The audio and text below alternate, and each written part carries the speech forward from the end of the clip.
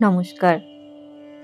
আমরা অনেকেই মনে করি ভক্তি মানেই সংসার থেকে দূরে থাকা। ভগবানকে পাওয়া মানেই পাহাড়ের গুহায় বসে ধ্যান করা, অথবা সবকিছু ছেড়ে সন্ন্যাস নেওয়া। কিন্তু মা সারদা দেবী ও ঠাকুর শ্রী রামকৃষ্ণদেব আমাদের শিখিয়েছিলেন সম্পূর্ণ ভিন্ন এক পথ। ভগবানের ভক্তি কেবল মঠে নয়, আমাদের রান্নাঘরেও হতে পারে।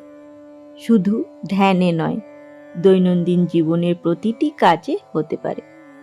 মা বলেছিলেন, সংসারে থেকেও ভগবানের কথা ভাবো। যদি ভক্তি থাকে, সংসার তোমাকে বেঁধে রাখতে পারবে না। আজ আমরা এই কথার গভীর অর্থ বুঝব। সংসারে থেকেও কেমন করে ভক্তি সম্ভব। সংসার মানেই বাধা নয়।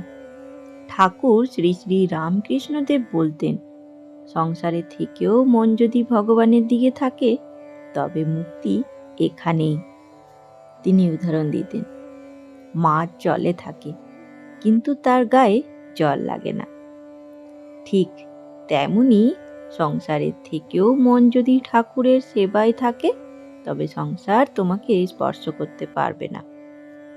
আমরা অনেক সময় বলি, এত কাজ, এত চিন্তা, এত দায়িত্ব, ভক্তি করব কিভাবে?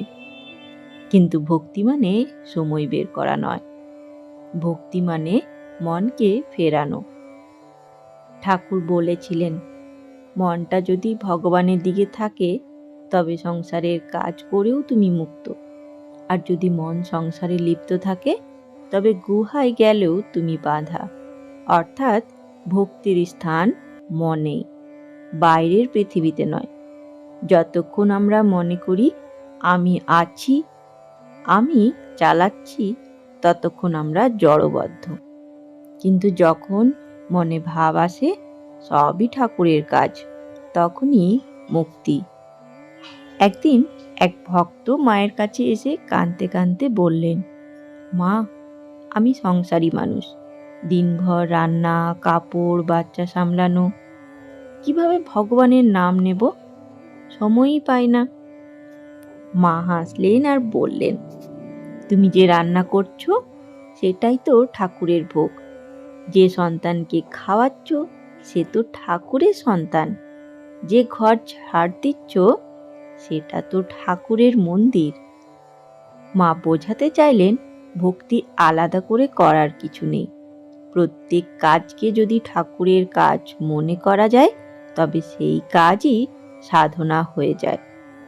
তুমি ভগবানের জন্য ফুল তুলতে পারো, আবার কাপড় ভাঁজ করতেও পারো, যদি মনে থাকে আমি ঠাকুরের জন্য করছি।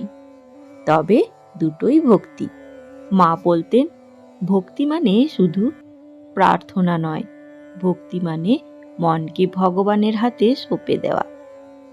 একদিন মা বলেছিলেন, তুমি যদি নিজের হাতে অন্যকে খাওয়াও, কিন্তু মনে রাখো ঠাকুরের দেহকে খাওয়াচ্ছি, তবেই সেটা সেবা, সেটাই ভক্তি। এইভাবেই মা সংসারকেও পূজা করে তুলেছিলেন। আমাদের সংসারের মূল বাধা হলো অস্থির মন। একটু ভালো হলে আনন্দে ভেসে যায়, একটু কষ্ট হলে মন ডুবে যায় চিন্তায়, ভয় আর রাগে। মা বলতেন, মনকে প্রশিক্ষণ দাও, যেমন বাচ্চাকে শেখানো হয়। প্রতিদিন সকালে বা রাতে শান্তভাবে বসে ঠাকুরের নাম করো। মন অন্যদিকে গেলে রাগ করো না, ধীরে বলো, আরে আবার ভুলে গেলি, ঠিক আছে, আবার ঠাকুরের নাম নে। এইভাবে ধীরে ধীরে মন শুদ্ধ হয়। ভক্তির আসল ফল তখনই আসে যখন মন শান্ত। ঠাকুর বলতেন, যে মন স্থির সেই মনেই ঈশ্বর প্রতিফলিত হন। তাই ভক্তি শুরু নিজের মনকে শান্ত করার মধ্যে দিয়ে। তুমি যদি প্রতিদিন 10 মিনিট মনোযোগ দিয়ে নাম করো, তবে সেই 10 মিনিটের সাধনা তোমার জীবনকে পাল্টে দিতে পারে। সংসারী ভক্তদের ঠাকুর বলতেন, সংসারে থেকেও ভগবানের নাম নাও, মনে করো সবই তার লীলা। একবার এক গৃহস্থ ভক্ত বললেন, ঠাকুর, আমি সংসারে আছি, পয়সার চিন্তা, বাচ্চাদের চিন্তা, এত কিছুর মাঝে ভগবানকে ভাববো কিভাবে? ঠাকুর বললেন, তুমি কাজ করো, কিন্তু মনে করো আমি ভগবানের জন্য করছি। তোমার হাতের কাজ হবে, কিন্তু মনে থাকবে কর্তা তিনি। যেমন একজন অভিনেতা নাটকে অভিনয় করেন, কিন্তু জানেন এটা বাস্তব নয়, অভিনয়। তেমনি সংসার করো, দায়িত্ব নাও, কিন্তু জানো সবই লীলা, তুমি শুধু তার ইচ্ছা পালন করছো।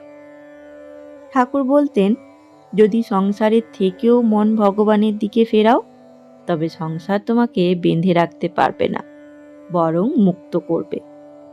তোমার ঘরই তখন মন্দির, তোমার কাজই তখন পূজা হয়ে যাবে। কিভাবে সংসারের থেকেও ভক্তি করা যায়, মা সারদা দেবী ছিলেন তার জীবন্ত উদাহরণ।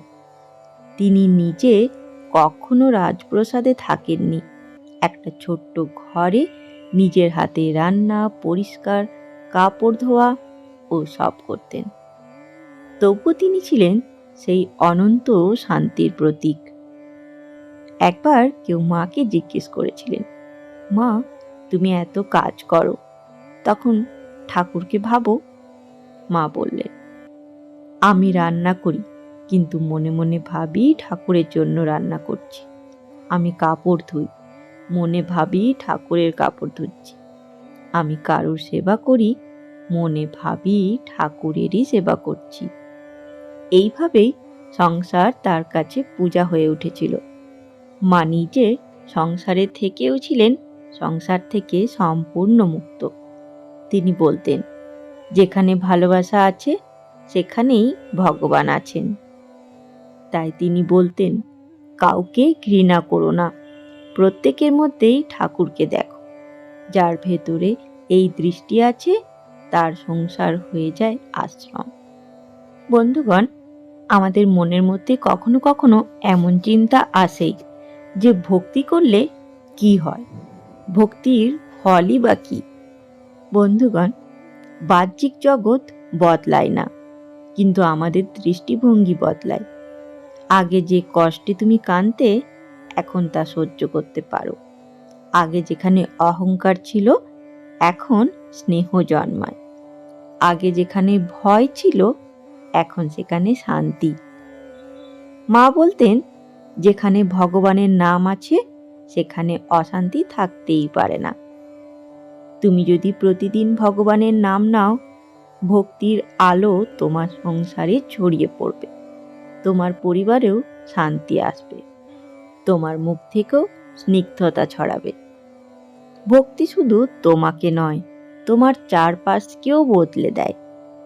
তাই সংসারে থাকা কোনো পাপ নয়, পাপ তখনই যখন আমরা ভগবানের কথা ভুলে যাই। ঠাকুর বলেছিলেন, যে সংসারে থেকেও ভগবানের নাম করে সে সংসারী নয়, সে মুক্ত আত্মা। আর মা বলেছিলেন, ভগবানকে মনে রেখো, বাকিটা আমি সামলে নেব।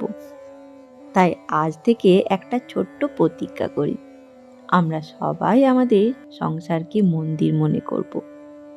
আমাদের প্রতিটি কাজই ঠাকুরের কাজ বলে ভাবব। রান্না, পরিষ্কার, যত্ন, সন্তান পালন, সবই সেবা। এভাবেই সংসারের মধ্যে ভক্তি জন্মাবে। এভাবেই আমরা ঠাকুর মায়ের সত্য সন্তান হব। জয় ঠাকুর, জয় মা। বন্ধুগণ, ভিডিওটি ভালো লাগলে অবশ্যই এটিকে লাইক করে দেবেন আর বন্ধুদের সাথে শেয়ার করে নেবেন। আর এই ভিডিও যদি আপনার কাছে প্রথমবার এসে পৌঁছায়, তাহলে অনুরোধ রইল ঠাকুর, মা ও স্বামীজির এই চ্যানেলটিকে সাবস্ক্রাইব করে নেবার, যাতে তাদের বাণী সবার প্রথমে আপনার কাছে পৌঁছে যায়। ধন্যবাদ।